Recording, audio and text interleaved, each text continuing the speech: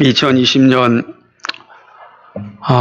이 성탄절은 우리 생애 가운데 참 가장 아쉬운 그런 날이 될 것 같습니다. 물론 우리는 오늘이 예수님이 태어나신 날이다 이렇게 생각하진 않습니다. 예수님이 언제 태어났는지 사실은 정확히 알지 못합니다. 그 정확한 날은요. 그러나 분명한 사실은 이 땅에 오신 날은 있지요.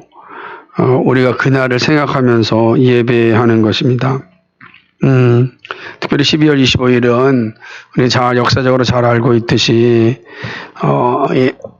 노마의 이 태양신을 섬기던 날이었는데 노마가 기독교를 받아들이면서 이 날을 의의 태양이신 예수님을 기념하는 날로 이렇게 바꿨습니다. 저는 참 감사스러워합니다.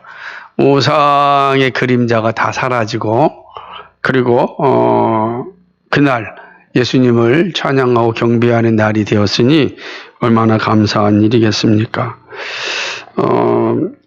사실 그런 측면으로 본다면 오늘 우리가 이 성탄절을 지내지 않는다고 해서 성탄의 의미가 낮아진다든지 또 성탄의 의미가 사라진다든지 그런 것은 아닙니다. 하지만 우리가 이 날을 기억하는 것은 우리 주님 오심을 다시 한번 묵상할 수 있는 그러한 기회가 주어지기 때문입니다. 그래서 우리는 모여서 함께 예배하고 다시 한번 우리 주님의 오심을 묵상하고 또 생각하는 겁니다. 그런데 올해는 이렇게 함께 묵상하고 생각하고 또 예배할 수 있는 이 시간이 사실은 강제적으로나 또 상황적으로 축소되었습니다. 이것이 참 마음이 아픈 문제다라고 하는 거죠. 그래서 2020년 성탄절은 아쉬움이 남습니다. 말씀드렸듯이 사실은 이 자리에 주일학교 아이들이 가득 차 있어야 된 거고 중고등부 친구들이 가득 있으면서 다음 세대를 생각하고 준비하는 자리가 되어야 하는데 우리의 상황 가운데 그러하지 못한 그런 모습이 있습니다.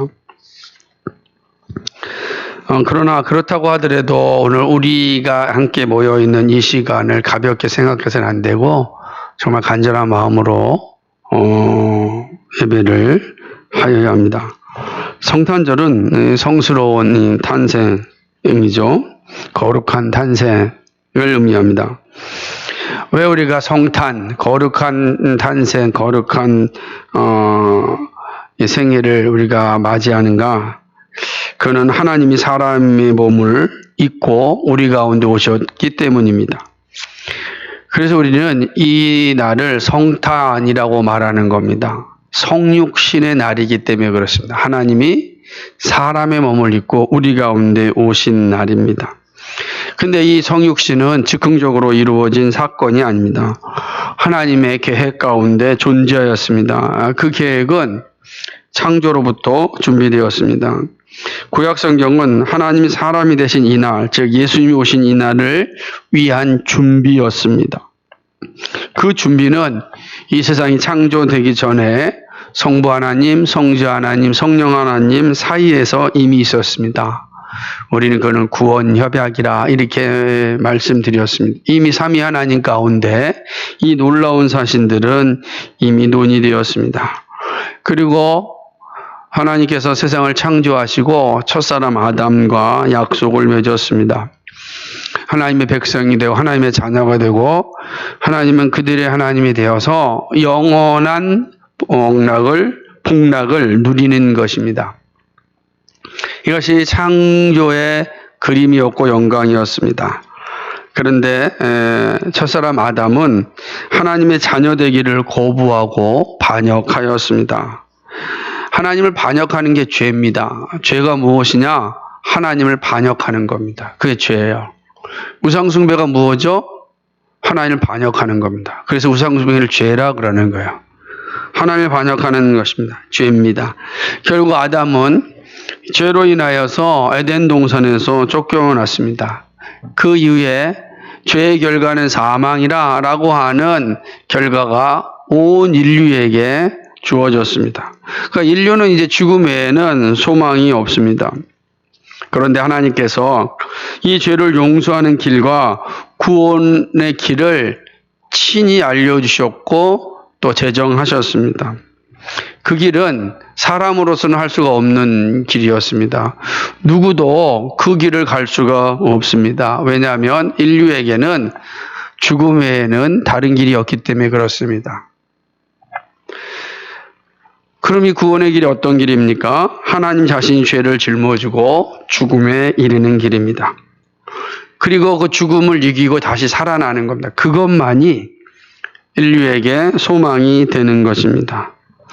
이것이 어떻게 이루어지는지를 하나님께서는 아담과 노아와 아브라함과 야곱과 요셉과 모세와 여호수아와 다윗과 솔로몬과 그리고 많은 선지자들을 통하여 지속적으로 알려주셨습니다.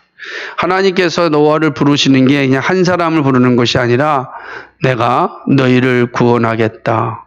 어떻게 구원할 것인지 내가 노아에게 알려준다. 내가 아브라함에게 알려주겠다. 내가 야곱과 요셉에게 알려주겠다. 모세에게 알려주겠다. 이렇게 말씀하신 거죠. 그래서 인류의 역사는 끊임없이 하나님께서 인류를 구원하시겠다는 그 약속이 계속해서 전해진 그러한 시간이라고 할 수 있습니다. 그리고 마침내 구원을 이루시기 위하여 예수님께서 마리아의 몸에서 성령으로 잉태하시고 사람의 몸을 입으시고 오셨습니다. 이것은 구약 성경 전체가 가르쳐준 역사의 목적을 정확하게 보여주고 성취한 사건입니다.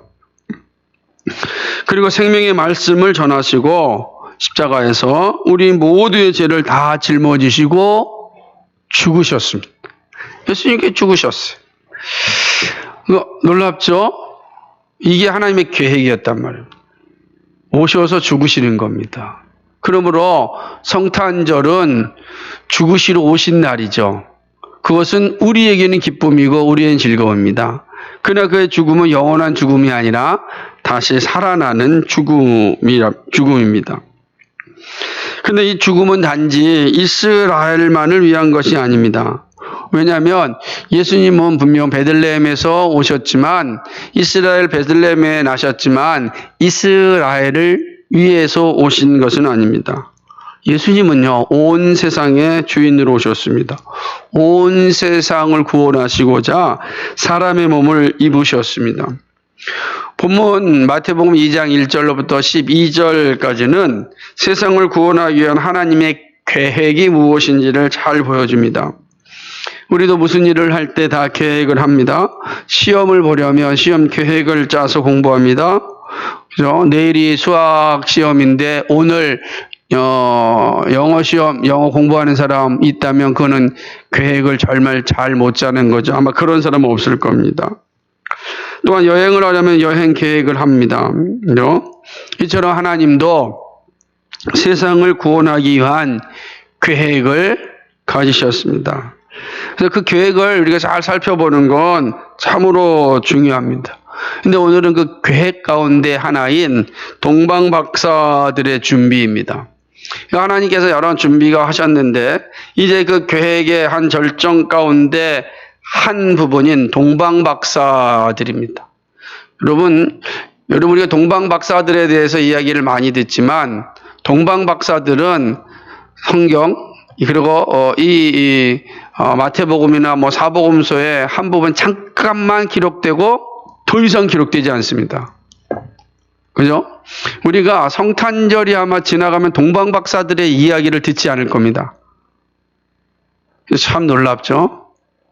그러나 그들은 영원토록 이 성경에 기록되어져서 주님 오시는 그날까지 끊임없이 동방박사들의 이야기가 들려질 겁니다. 왜 그렇습니까? 하나님의 계획이기 때문에 그렇습니다. 하나님의 계획 가운데 이 동방박사들이 있었습니다.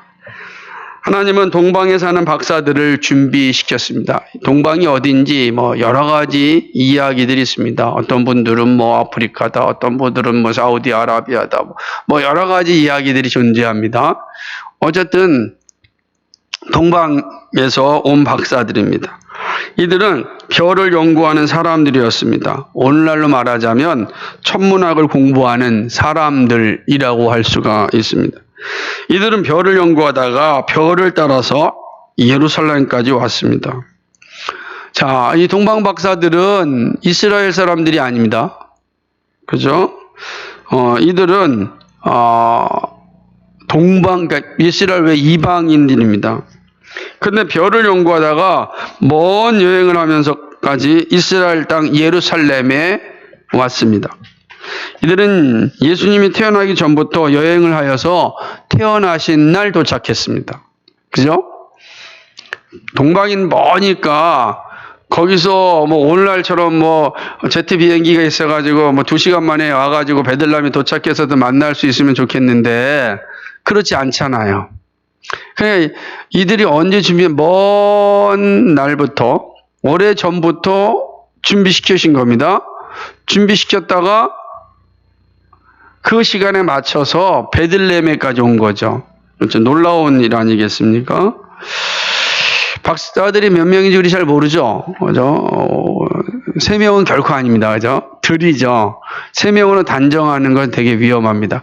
황과 유한과 모략을 드렸으니까 3사람이 드렸다. 성경에 그렇게 쓰여지는 것이 한 군데도 없습니다. 그래서 동방박사들이죠. 몇 명인지는 모르겠어요. 그러나 이들은 예수님의 오심을 준비하기 위하여 먼 곳에서부터 왔습니다. 그리고 마침내 예루살렘에 도착하여서 별의 주인을 찾고자 하였습니다. 예루살렘에 도착한 다음에 그들이 간 곳은 아마 사람들이 많이 모인 곳 아니겠습니까? 2절 말씀에 보니까 유대인의 왕으로 나신 이가 어디 계시뇨? 우리가 동방에서 그의 별을 보고 그에게 경배하러 왔다. 이렇게 말씀합니다. 그렇죠? 유대인의 왕. 그 별은 왕이 날 별이다. 이렇게 이제 이야기한 것 아니겠어요? 그러니까 이 말이 헤롯과 온 예루살렘이 난리가 났습니다. 그러니까 이 왕이 난다라는 소리는 지금 통치자에게 있어서는 엄청난 두려움이겠죠. 그리고 엄청난 또 견제 세력일 수밖에 없는 건 아니겠어요? 그래서 헤롯 왕은 대제사장과 서기관들을 부릅니다. 이 이야기가 어떤 거냐? 도대체 유대인의 왕이 났다고 하는데 이 말이 무슨 의미냐라고 이야기를 합니다. 그러니까 이 이야기를 이미 이제 이스라엘은 왕이 통치하고 있으니까 그 왕의 개념을 이들이 딱 듣기로 이것은 바로 메시아 그리스도를 의미하는 것이라고 생각을 하였습니다. 그래서 그리스도가 오신다라고 하는 사실을 서기관들이 구약 성경의 구절을 통하여 이야기합니다. 그럼 미가 선지자의 이야기입니다. 6절에 있는 겁니다. 한번 읽어볼까요? 시작. 또 유대 땅 베들레헴아 너는 유대 고을 중에 가장 작지 아니하도다. 내게서 한 다스리는 자가 나와서 내 백성 이스라엘의 목자가 되리라 하였음이니이다. 아멘. 그러니까 이 말씀은 미가서 5장 2절의 말씀입니다. 그러니까 미가서 5장 2절을 인용한 말씀이에요. 그러니까 미가 선지자가 말합니다. 베들레헴에 다스리는 자, 즉 그리스도가 올 것이라고 예언하였다. 그죠? 그러니까 이제 헤롯이 박사들을 불러서 별이 나타난 때를 자세히 묻고 베들레헴으로 보냅니다. 그러면서 가서 잘 본 다음에 찾거든 나에게 알려달라고 요청을 합니다. 그러면 나도 가서 그에게 경배할 것이라고 이야기합니다. 자, 동방 박사들은 왕의 말을 듣고 베들레헴으로 갑니다. 그리고 예수님을 보게 됩니다. 예수님을 만난 그들은 크게 기뻐하였습니다. 그리고 그들이 준비한 예물인 황금과 유황과 모략을 드립니다. 그리고 이제 꿈에 하나님이 죄송합니다. 꿈에 하나님이 그 박사들에게 나타나서 헤롯에게로 돌아가지 말라는 지시를 받습니다. 그리고 곧장 동방 자기의 고향으로 돌아갑니다. 자, 우리가 잘 알고 있는 내용입니다. 그래서 저는 이 내용이 오늘 우리가 참 의미심장한 가르침을 주고 있다고 생각을 합니다. 왜냐하면 동방 박사들이 이 장면만 나오고 끝나요. 동방에서 오고 만나고 경배하고 집으로 가고, 그리고 더 이상 성경 어디에도 동방 박사들의 이야기가 존재하지 않습니다. 동방 박사들의 역할은 다 여기까지입니다. 이 위대한 일을 한 사람들의 이야기가 끝납니다. 여러분 궁금하지 않습니까? 어디로 갔을까? 어떻게 되었을까? 무엇을 하였을까? 이 놀라운 사실을 발견한 이들이 가가지고서 정상적으로 살았을까? 그죠? 이 흥분의 이 기쁨과 이거를 주체하지 못하지 않았을까? 그런데 성경에 기록이 없습니다. 성경에 기록이 없다는 거죠. 왜냐하면 이들의 역할이 여기까지이기 때문에 그렇습니다. 이게 우리한테 중요한 거, 이들의 역할이 단 여기까지다라고 하는 겁니다. 하나님은 동방 박사들을 미리 준비하고서 먼 예루살렘까지 보냈습니다. 자, 이렇게 하신 이유가 무엇일까? 이렇게까지 하신 이유가 무엇일까요? 우리는 그 본문의 의미를 한번 세 가지 생각해 봅니다. 첫 번째는 온 세상의 구주이신 예수님을 알리심입니다. 예수님의 탄생을 맞이한 사람들은 사실 다양합니다. 예수님의 탄생을 맞이한 첫 번째 사람이 누굴까요? 그죠? 마리아와 요셉이겠죠, 그 부모. 육신의 부모인 마리아와 요셉의 첫 번째 예수님을 맞이한 사람 아니겠습니까? 두 번째는 베들레헴 들판에 있었던 목동들이겠죠?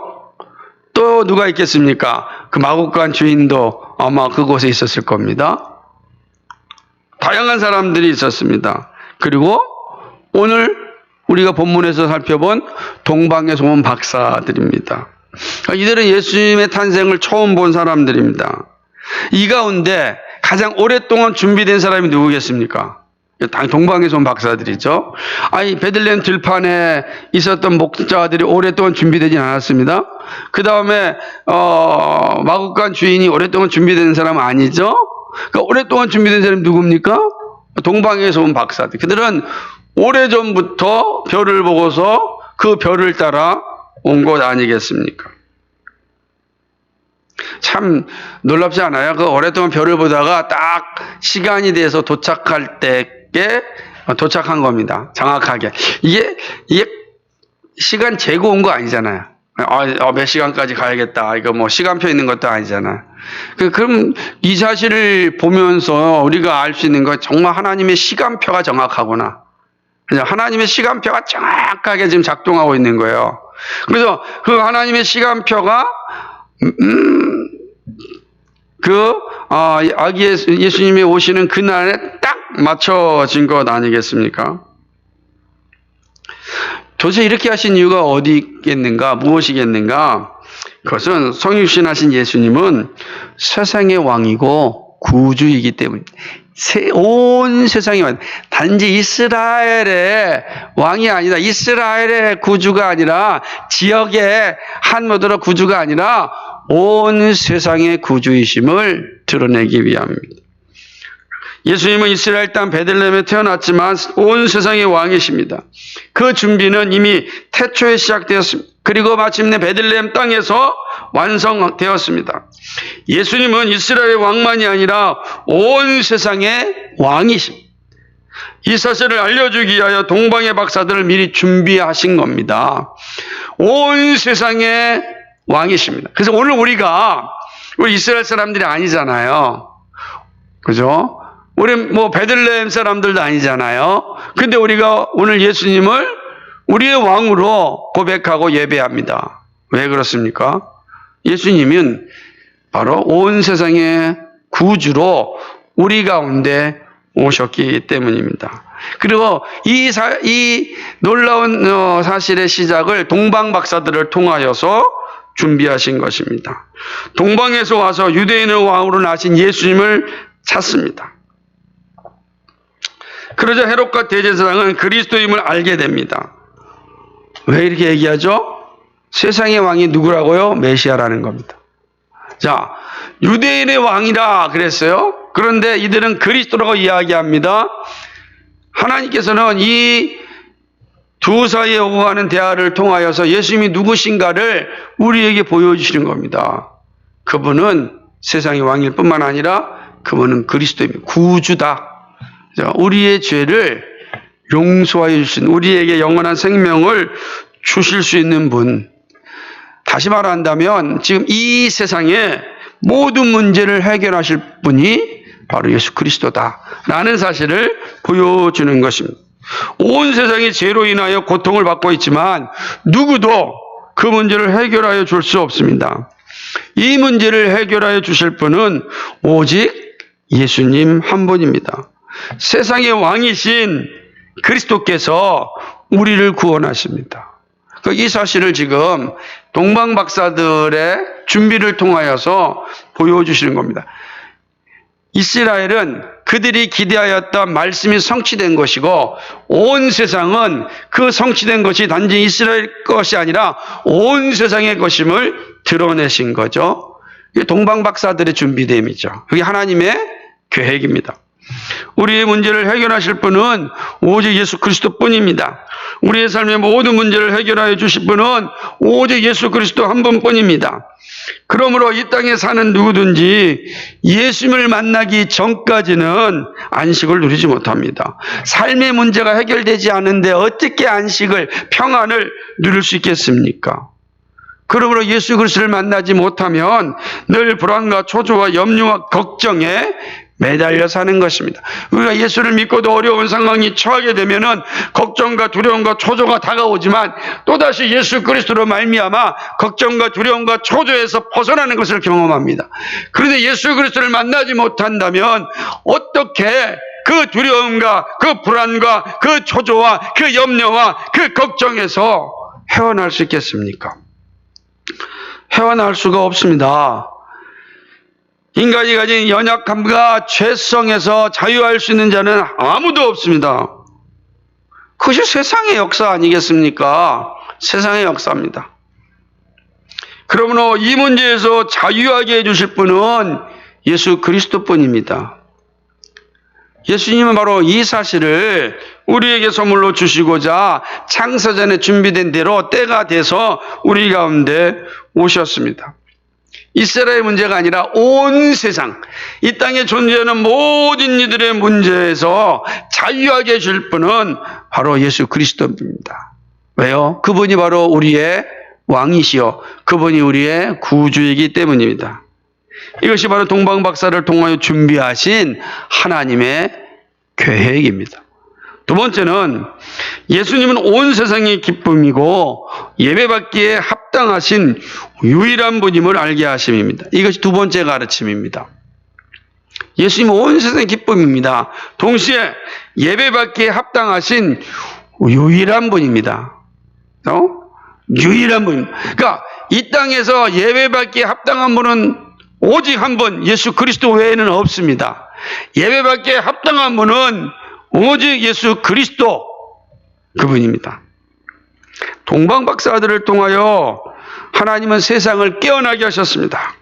3절 말씀처럼 헤롯과 온 예루살렘이 소동하였습니다. 모든 사람들이 놀랐습니다. 자, 우리 예수님의 이 말씀을 알기, 소동이라고 하는 단어가 기억하실 겁니다. 예수님이 태어나심이 소동이었습니다. 그리고 예수님의 마지막 예루살렘에 들어오심이 소동이었습니다. 예수님은 그 자체로 소동을 일으키시는 분이에요. 왜? 죽은 자들 가운데 산 자가 오셨기 때문입니다. 어두움 가운데 빛이 왔기 때문입니다. 그래서 예수님이 오신 자체가 소동이에요. 예수 그리스도의 이름이 들려지는 것 자체가 소동이에요. 깨어남이라는 거예요. 깨어나는 거예요. 네. 소동이 없으면 다 잠잡니다. 소동이 일어나면 정신 차립니다. 깨어나는 겁니다.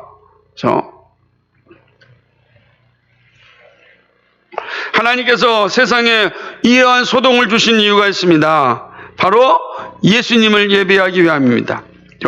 구원주이시고 우리의 왕이신 예수님을 예비하기 위하여 하나님은 소동을 주십니다. 깨어나게 하는 거죠. 동방박사들은 오래전에 한 별을 보았을 때 소동이 일어났을 겁니다. 그죠? 아마 동방박사 생각해 보세요. 그들이 하늘의 별을 보았을 때, 그 어마어마한 별을 발견했을 때 그들 가운데 소동이 일어나지 않았겠습니까? 막 흥분이 됐겠죠. 그런데 그 별이 자신들을 인도합니다. 그 흥분, 깨어나는 거야. 동방의 박사들을 깨어나겠습니다. 소동을 일으켰습니다. 그들이 모든 준비를 하고 먼 나라로 여행을 올 정도로 난리가 난 겁니다. 이렇게 난리를 일으킨 이유가 뭡니까? 왕이시고 구주이신 예수님을 예배하기 위함입니다. 온 땅에 각종 신들이 난무합니다. 그런데 하나님께서 그 모든 신들은 예배의 대상자가 아니라 라는 선언을 성육신하신 예수 그리스도를 통하여 동방박사들의 경배를 통하여 우리에게 보여주신 것입니다. 실제로 동방의 박사들이 예수님을 만났을 때 어떠했는지 아십니까? 10절 한번 읽어볼까요? 오늘 말씀 10절 시작. 저희가 별을 보고 가장 크게 기뻐하고 기뻐하더라. 이 말씀을 보면은 강조가 계속 강조하니 우리가 같은 말을 반복하면 강조잖아요. 그저 더하는 건 최극치로 강조하는 거예요. 가장 크게 기뻐하고 기뻐하더라. 여러분은 예수님을 만났을 때 가장 크게 기뻐하고 기뻐하십니까? 기뻐하였습니까? 여러분 무엇을 보았을 때 가장 크게 기뻐하고 기뻐하십니까? 이 말은 날뛰듯이 기뻐하였다는 의미입니다. 얼마나 기뻤겠습니까? 그리고 이들이 한 일은 예수님께 엎드려 경배하였습니다. 예배하였습니다. 그리고 자신들의 예배가 참됨을 나타내는 증거로 황금과 유향과 몰약을 헌상합니다. 여기 이 본문이요, 헌상의 참된 의미가 무엇인지를 보여주는 장면입니다. 감사하죠. 기뻐하죠. 그러니 그들의 가진 가장 소중한 것들, 이미 준비된 것들 아닌 거예요? 다 나오는 거죠. 그들이 헤롯을 만났을 때 그들이 준비한 예물을 드리지 않았습니다. 예루살렘의 최고 통치자를 만났을 때 그들이 가진 최고의 것을 주지 않았습니다. 그들이 아기 예수님을 만났을 때 자기가 가지고 온 최고의 선물을 헌상하였습니다. 여러분은 여러분의 가장 소중한 것을 누구한테 헌상합니까? 아마 여러분들 가운데 청와대 초청받으면 아마 옷 한 두 벌씩 다 사실 거예요. 막 신나가지고. 아닐 것 같아도 제가 TV 보니까 다 그렇더라고요. 응? 아닌 것 같아도.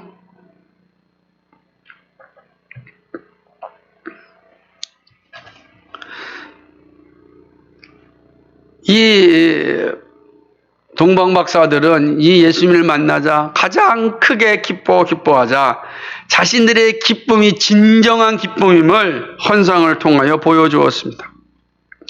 예수님을 만났습니다. 그리고 기쁨을 누렸고 예배하였습니다. 예수님을 만나는 것이 기쁨입니다. 예수님을 만나지 않고는 누구도 기쁨을 누릴 수 없습니다. 그리고 참된 기쁨이 있다면 헌상의 증거를 가지고 있습니다. 이건 늘 함께합니다. 늘 함께하는 거야. 그래서 예배의 모든 요소 중에 헌상이 들어가는 것은 이것이 성경의 가르침의 본 모습이기 때문에 그런 것입니다. 예배가 있다는 건 헌상이 있다는 겁니다. 그 예배예요. 하나님은 동방박사들을 통하여 의미심장한 모습을 계획하였습니다. 예수님을 만나는 사람들에게는 반드시 기쁨을 누리게 된다는 것입니다. 누구든지 예수님을 만나면 기쁨을 갖게 됩니다. 다시 말한다면 예수님을 만나지 않고서는 진실된 기쁨을 가질 수 없습니다. 아무도 누구도 예수를 만나지 않고는 진실된 기쁨을 누리지 못해. 여러분이 권력을 갖든, 여러분이 부를 누리든, 여러분이 장수하든 아무리 모든 걸 가지고 있다 할지라도 예수를 만나지 않는다면 진실된 기쁨을 갈 수가 없습니다. 그냥 사라지는 기쁨, 지나가는 기쁨은 가질 수 있겠죠. 돈이 주는 잠깐의 기쁨, 안 그러겠습니까? 권력이 주는 잠깐의 기쁨, 그런 거 가질 수 있겠죠. 그러나 진실되고 영원한 내면에서부터 흘러오는 그 기쁨, 아무 것이 없는데도 불구하고 감사가 나오는 기쁨, 아마 그 기쁨은 예수를 만나지 않고는 불가능합니다. 불가능하죠. 그래서 믿음의 역사 가운데 이런 기쁨으로 가지고 살았던 이들이 너무 많아요. 너무 많아. 그죠? 우리가 이렇게 자랑하는 장기리아 박사님 같은 경우 아무것도 남기지 않았지만 가장 기쁘게 산 사람 아닙니까? 그가 뭐 부와 명예와 권력이 그에게 있었겠습니까? 그러나 가장 우리가 부러워하는 사람 가운데 한 분 아닙니까? 아, 정말로 저렇게 사는 것이 그리스도인인데 그가 어떻게 이렇게 살았습니까? 예수님을 만났기 때문에. 예수님이 그 안에 기쁨이 충만하니까 보이는 것은 잠깐이요 보이지 않는 것은 영원함을 그의 삶을 통하여 드러낸 것입니다. 그리고 예수님을 만난 기쁨을 가진 사람은 반드시 예배의 자리로 나아갑니다. 반드시 그렇습니다. 예수를 만나면 경배하지 않고서는 견딜 수 없는 거죠. 그것이 바로 신령과 진리로 예배하는 거예요. 예수를 만난 그 기쁨, 그 감사함, 그 감격이 예수님을 예배하는 자리로 이끌게 됩니다. 예수님을 만나는데 예배하지 않는 것은 불가능합니다. 그래서 오늘 동방 박사들을 통해서 우리에게 가르쳐 줍니다. 그가 누구든. 자, 보세요. 예루살렘 이스라엘 사람들처럼 구약 성경을 열심히 연구해가지고 오실 메시아라고나 확신한 사람들입니까? 그러지 않잖아요. 근데 그들이 하나님이 준비하신 계획 따라 별을 따고 왔고 아기 예수를 보았습니다. 그들이 한 일이 뭡니까? 예배하는 거였습니다. 예수를 만나면 그 예수님 앞에 예배할 수밖에 없습니다. 그 예배하는 사람은 예수님을 만난 사람이에요.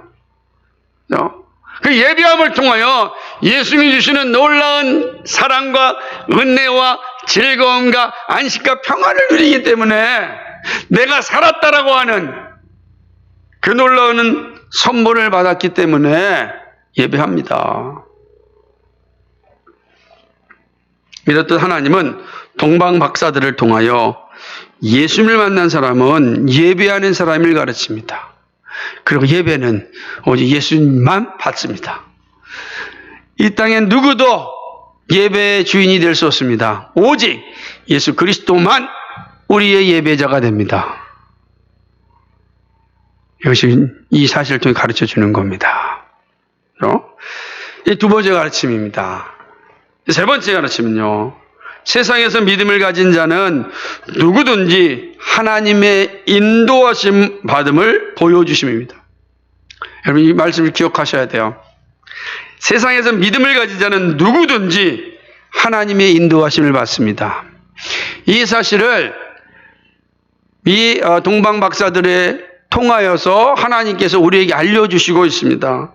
하나님은 동방 박사를 통하여 예수님이 세상의 왕이심을 선언하게 하시고 세상은 예수님을 만나고 기쁨으로 예수님을 예배합니다. 누구든지 예수님을 만나면 이러한 변화가 있습니다. 그가 어떻게 살아왔는지 중요하지 않습니다. 예수를 만나면 삶이 변화됩니다.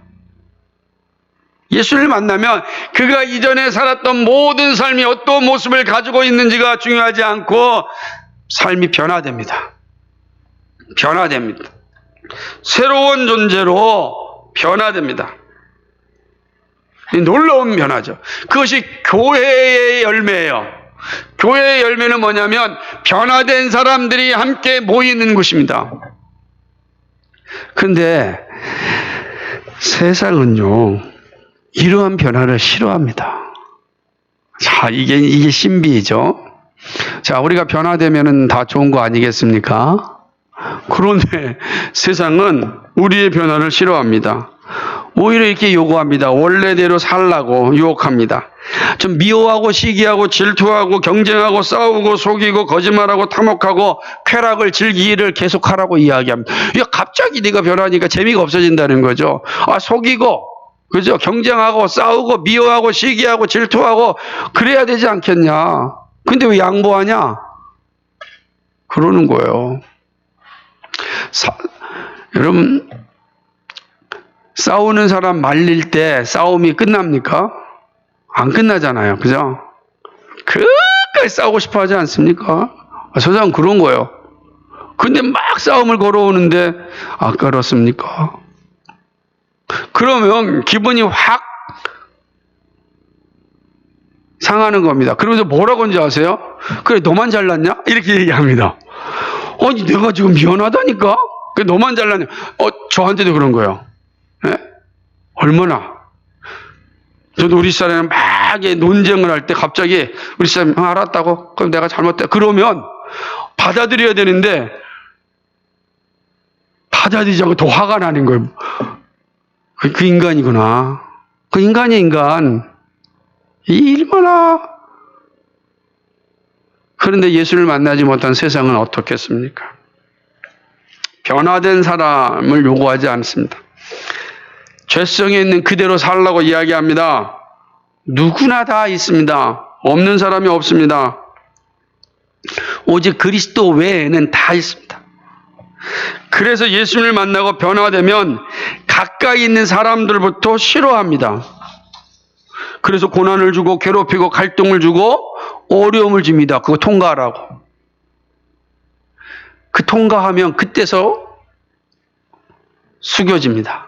근데 그 전까지는 아직 변화를 어떻게 하든지 막으려고 아주 노력을 엄청나게 합니다. 동방 박사들도 마찬가지입니다. 헤롯의 꾀에 빠질 수 있었습니다. 그죠? 헤롯이 말이 얼마나 달콤합니까? 너희들 가가지고서 경비하고 나한테 알려줘. 나도 너희들처럼 가서 경비하겠다. 얼마나 달콤하고, 그래도 최고의 지도자가 그렇게 이야기하니까 얼마나 감사한 일입니까? 최고의 지도자가 나도 당신들이 하는 일을 정말로 따르겠다. 당신들이 가가지고서 그렇게 경비하면 알려줄라. 나도 가서 당신과 같이 경비하겠다. 얼마나 달콤합니까? 얼마나 좋습니까? 근데 그게 사실이 아니지 않습니까? 그 사실이 아닌 거를 나중에, 아이들 학살 사건을 통하여서 드러나지 않습니까? 그게 아니에요. 그게 아닌 겁니다. 어쩌면 동방 박사들이 헤롯에게 갔다면 죽음을 당하였을지 모릅니다. 그런데 하나님께서 꿈속에 나타나셔서 헤롯에게 가지 말라고 말합니다. 다른 길로 자신의 고향으로 가라고 합니다. 야, 이것도 대단한 거죠. 지금 이스라엘 땅이잖아요. 이스라엘 땅에서 갑자기 축지법으로 확 날아가는 것도 아니고 갑자기 비행기로 떠나가는 건 아니잖아요. 이스라엘 땅이 다 헤롯의 영토에 있지 않겠습니까? 그럼 어떻게 갔을까요? 다른 길을 어떻게 갔을까요? 우리는 잘 몰라요. 그러나 분명한 사실은 뭐죠? 하나님께서 헤롯의 눈을 다 피하여 가게 하셨다는 사실입니다. 헤롯의 땅인데 헤롯이 지배하는 그 땅을 헤롯의 눈에 들키지 않도록 가게 하신 거예요. 여러분 보세요. 헤롯이 보낼 때에, 베들레헴을 보낼 때에 그냥 당신들만 가시오라고 했겠습니까? 그들이 정치인들을 보면 하나 같잖아요. 그런데 하나님께서 이 동방 박사들을 헤롯의 눈에 들키지 않도록 자기 고향으로 가게 하셨다고요. 우리가 단순히 그냥 간 게 아니라 그 이스라엘 땅을 다 지나쳐서 가게 한 거예요. 하루에 떠나는 길이 아니에요. 그러면 베들레헴에서 예루살렘까지는 금방 가요. 금방 간다고요. 그런데 이게 하루 이틀 걸려서 안 와요. 이거 벌써 눈치채는 거 아니에요? 베들레헴도 헤롯의 영역 아니겠습니까? 아무리 빨리 갔다 할지라도 지금 예루살렘 땅을 못 벗어나요. 며칠 동안은 그 주변이 다 군사력이 없겠습니까? 참 놀라운 거예요. 근데 하나님께서 이들을 고향으로 인도하여 주셨습니다. 이게 되게 중요한 거예요. 고향으로 인도하여 주셨다는 사실을 기억하세요. 예? 이것은 세상에서 믿음을 가진 자는 누구든지 하나님의 인도하심을 받음을 보여주는 증표입니다. 그런 거죠. 증표이죠. 그리고 이들이 어떻게 갔는지 모르지만, 이들의 역사가 어떻게 됐는지 모르지만 놀라운 것은요, 나중에 사도들이 복음을 들고 이렇게 땅끝까지 갔을 때에 구원받는 자들이 나타났다고요. 저는 그 일들을 어떻게 이해할 수 있을까? 그죠? 사도 바울이 복음을 들고 소아시아로 가고 지역을 가고 또다시 사도들이 이 동방의 지역으로 가서 복음을 전할 때 그곳 가운데 예수님을 믿기로 작정된 자들이 나타났다고요. 모릅니다. 우리는 어떤 역사가 있었는지 아무도 몰라요. 그러나 저는 동방 박사들이 예수 그리스도를 만나고 자기 나라로 파송된 선교사들이 되었을 것이다. 모릅니다. 성경에 기록된 내용이 없으니까. 그러나 하나님 그들을 고향으로 그들을 보내셨어요. 예수를 만나고 예수를 예배하고 고향으로 갔습니다. 그들이 선교사죠. 그리고 사도들이 이 복음을 전하였을 때 곳곳에서 구원받기로 작정된 자들이 나타났습니다. 정말 짧은 순간에 복음이 확산되었습니다. 대륙 전체의 복음이 확산됐습니다. 이거는 정말 엄청난 일입니다. 하나님께서 그렇게 하신다는 겁니다. 세상에서 믿음을 가진 자는 누구든지 하나님의 인도하심을 받습니다. 동방박사만 그렇게 했습니까? 여러분, 시편 기자가 가장 많이 노래한 하나님이 어떤 분이십니까? 하나님의 선하심과 인자하심이 영원하십니다. 선하심과 인자하심이 영원합니다. 오늘만 반짝이지 않습니다.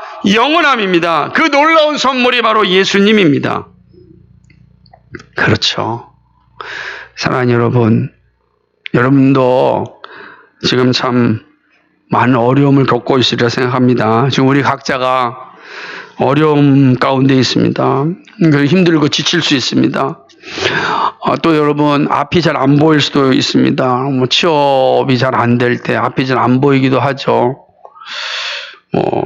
기도하고 기다렸는데 변화가 잘 안 보일 수 있습니다. 안 보이는 게 많아요. 언제까지 기다려야 되는가라고 하는 그 고통이 이루 말할 수 없을 수 있습니다. 이때 세상은 우리에게 이렇게 얘기합니다. 야, 예수님 원망하고 욕하라는 겁니다. 뭐 예수님 끝까지 믿고 의지하냐고 욕해! 라고 이야기합니다. 봐라! 네가 믿는 예수가 네 삶에 하나 변화를 주냐? 욕해! 라고 이야기합니다. 마치 욥의 아내가 욥을 향하여서 하나님을 욕하고 죽으라! 라고 말했듯이 세상이 우리에게 그렇게 이야기합니다. 욕해!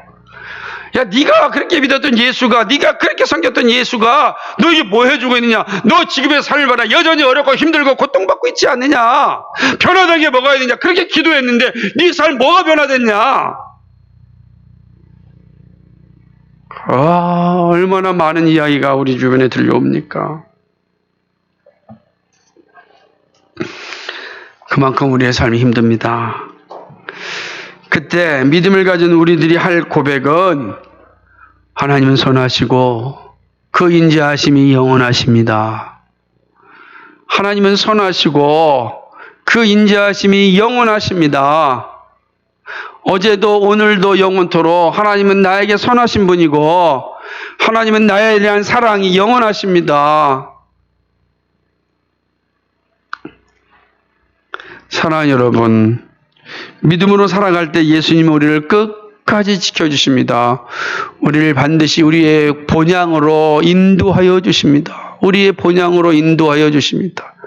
그 수없이 많은 고난과 환경과 역경을 다 비껴놔서 우리의 본향으로 인도하여 주십니다.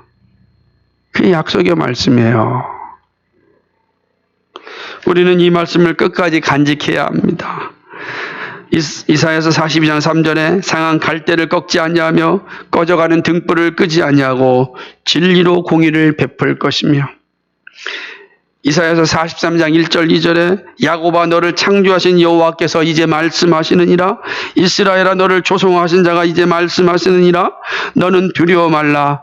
내가 너를 구속하였고 내가 너를 지명하여 불렀나니 너는 내 것이라. 내가 물 가운데로 지날 때 내가 함께할 것이라. 강을 건널 때 물이 너를 침몰치 못할 것이며 네가 불 가운데로 행할 때에도 타지 아니할 것이요 불꽃이 너를 사르지도 못하리니. 요한복음 14장 1절에 너희는 마음에 근심하지 말라. 하나님을 믿으니 또 나를 믿으라.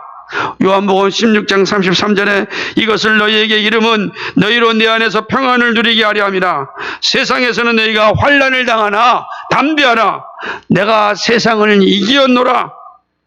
요한일서 4장 9절 말씀. 하나님의 사랑이 우리에게 이렇게 나타난 바 되었으니 하나님이 자기의 독생자를 세상에 보내심은 저로 말미암아 우리를 살리려 하심이니라. 아멘. 예수님이 오셔서 하신 일입니다. 약속된 일입니다. 그리고 성취하신 일입니다. 예수님은 결코 우리를 꺾지 않으십니다. 상한 갈대를 꺾지 아니하며 꺼져가는 등불을 끄지 아니하시고 우리를 인도해 주십니다.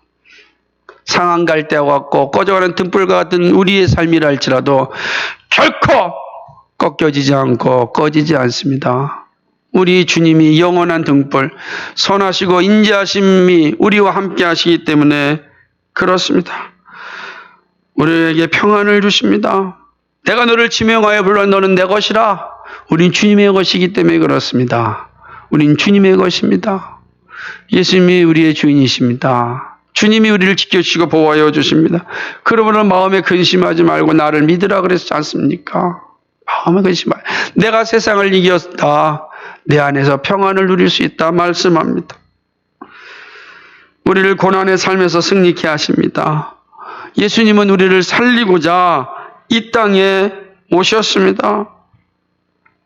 사랑하는 여러분, 이런 예수님을 향한 온전한 믿음이 있기를 소망합니다. 오늘 이 날은 그 선물을 받은 날입니다.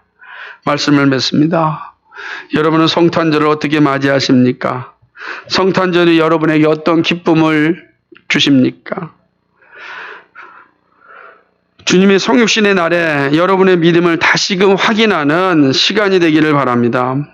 하나님은요, 사랑하는 자녀들을 위하여 그 자녀들을 구원하고자 긴 계획을 가지셨습니다. 그리고 시간이 되자 그 계획을 이루셨습니다. 우리는 동방 박사들의 모습을 통하여 하나님의 계획을 확인하였습니다. 예수님은 세상의 왕이십니다.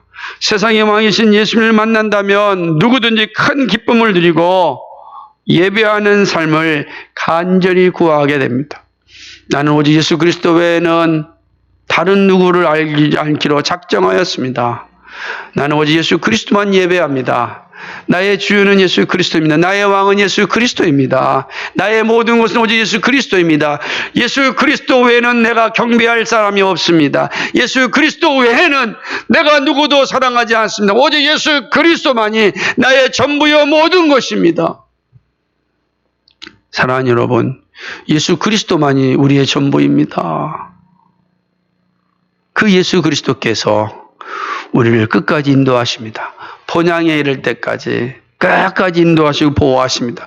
우리 주변에 어떤 어려움이 있고 고통이 있고 아픔이 있고 유혹이 있고 고난이 있고 어려움이 있다 할지라도 반드시 우리를 본향에 이끌어 가십니다.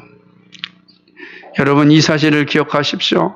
지금 여러분의 삶이 어렵고 힘들 수 있고 앞이 잘 보이지 않을 수 있다 할지라도 하나님의 계획이 우리 가운데 있습니다. 우리는 알지 못하지만 하나님의 계획은 우리 가운데 정확하게 이루어질 것입니다. 그리고 우리로 하여금 예수 그리스도를 경배하게 하고 마침내 본향에 들어가게 할 겁니다. 그 영광의 약속을 오늘 우리에게 주셨습니다. 이 성탄절입니다. 이 성탄의 날, 이 성육신의 날, 이 믿음으로 여러분의 남은 생애를 잘 감당할 수 있기를 주님의 이름으로 간절히 축복합니다. 거룩하시고 자비하신 하나님 아버지, 고맙고 감사합니다. 성탄의 날 하나님 아버지, 저희를 이렇게 불러주시고 예배케 하여 주셔서 감사합니다. 예배하고 싶어도 예배할 수 없는 상황들이 우리 앞에 왔습니다.